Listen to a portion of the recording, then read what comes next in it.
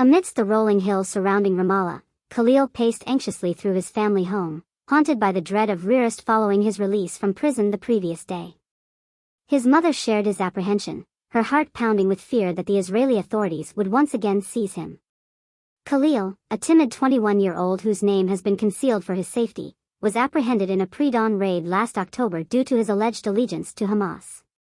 However, when Israeli forces violently breached the sanctity of his family's dwelling, they remained silent about the reasons behind his detention. For 6 interminable months, he languished in prison without formal charges, subjected to conditions he described as unimaginable. Khalil's voice trembles with anger as he denounces the Israeli tactics. They aim to suppress and terrorize us through these brutal methods. Fear permeates our lives. Freedom of expression has vanished. I dare not venture into any West Bank cities, lest I face detention.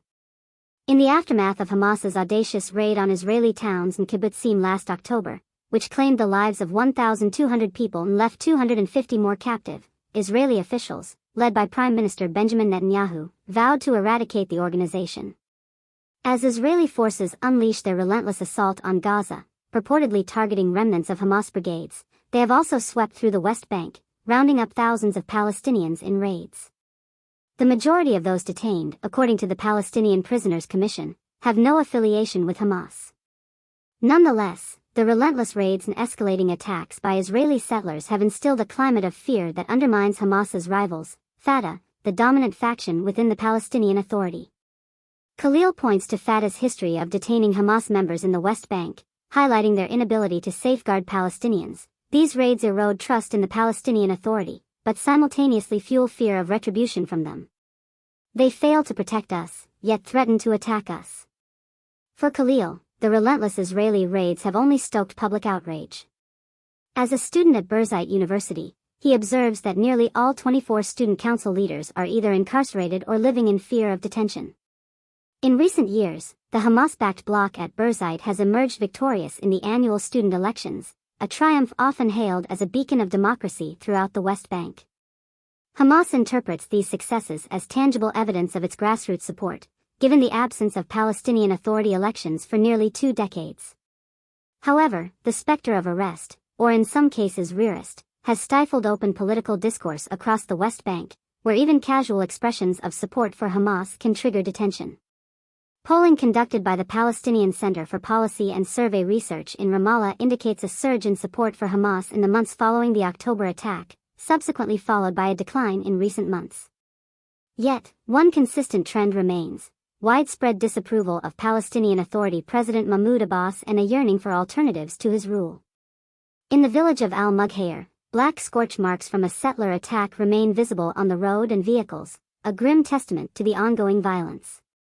Ahmed, whose name has also been altered, is equally vehement in his denunciation of the Palestinian Authority as he is of Israeli soldiers and settlers. The Palestinian Authority flaunts their weapons, but why don't they use them to defend us from settler attacks? They only show up to extort money from us. They promise protection but deliver nothing. Yet, if we attempt to defend ourselves, we face arrest from the Palestinian Authority before the Israelis can reach us, he laments, his anger palpable as gunshots echo through the village. The truth is undeniable: Hamas offers us a glimmer of hope, Ahmed asserts. My support for Hamas only intensifies. What has been seized by force can only be reclaimed by force. Only Hamas stands between us and the settlers. We are at war with the Palestinian Authority. They bring us nothing but suffering. They are our true enemy, their existence serves no purpose, he declares, adding that the Palestinian Authority has intensified its crackdown on Hamas supporters in recent months, confiscating weapons and arresting his father. Fear has paralyzed the people, preventing them from even raising a banner, he observes.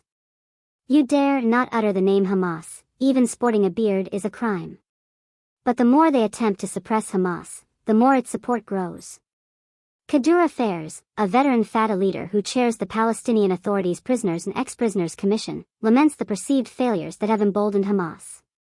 He acknowledges that Al-Mughayr is a traditional stronghold for Fatah, but expresses concern that escalating settler attacks, at times witnessed or even aided by Israeli soldiers, are eroding public trust in the Palestinian Authority's security cooperation with Israel. This ongoing security cooperation is deeply unpopular among Palestinians, he asserts.